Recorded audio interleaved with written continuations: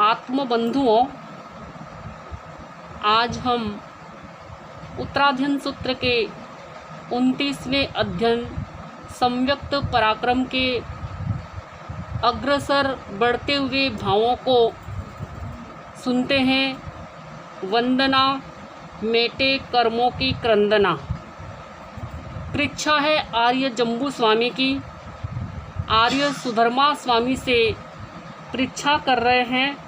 वंदन एणम भन्ते जीवे किम जनियै। हे भगवन, वंदना गुरु आदि को वंदन करने से इस जीव को किस फल की प्राप्ति होती है।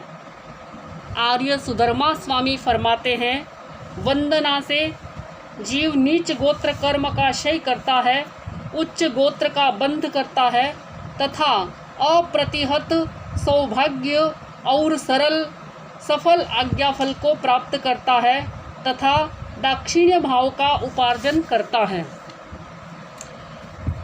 सुज्ञ बंधुओं, वंदना विनम्रता की साधना है। विनम्रता की एक परंपरा और प्रक्रिया है। यह वह क्रिया है जो क्रियावान को न केवल पुण्यवान बल्कि गुणवान और भगवान बना देती है। क्रिया कोई भी हो निष्फल नहीं होती। जहाँ क्रिया है वहाँ कर्म है। कर्म और क्रिया का अविनाभावी संबंध है। कर्म और क्रिया को करने वाला कर्ता जिस भाव से क्रिया करता है वैसे वैसे कर्म होते जाते हैं।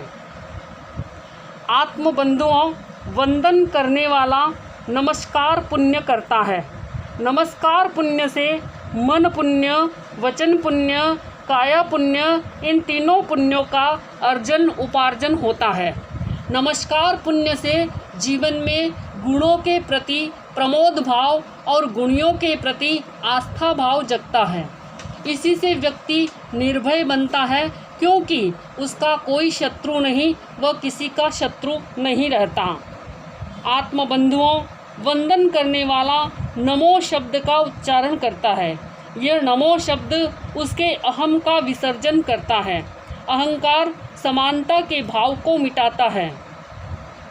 मैं ही सब कुछ, मेरा ही सब कुछ, ये अहंकार दूसरों के प्रति समत्व का भाव जागृत नहीं होने देता। समत्व यानी समानता। जो एगे आया का आदर्श रखता है वह कभी भी अपने आप को सर्वस्व नहीं मानता। वह मानता है सभी में मेरी जैसी शक्ति, क्षमता, योग्यता और अस्मिता रही है, मुझे उसका आदर करना चाहिए। आदर के इस भाव से ही उसके दिल में अहोभाव पैदा होता है और उस अहोभाव से वह संसार के हर प्राणी से अपना मैत्री भाव स्थापित कर लेता है। जो नमामि सव्व जिनाणम खमामि सव्व जिनाणम। सभी जीवों से क्षमाता हूँ और सभी जिनेश्वर देवों को सिर झुकाता हूँ, ये अवस्था आचरण में ढलती है।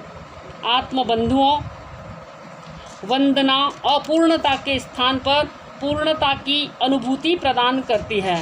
अपूर्णता के 3 लक्षण हैं: अज्ञान, आसक्ति और अंतराय। आत्मस्वरूप की अनभिज्ञता अज्ञान है, पर स्वरूप की रमणता आसक्ति है। आत्म गुणों की उपलब्धि में बाधक कारणों की उपस्थिति अंतराय है।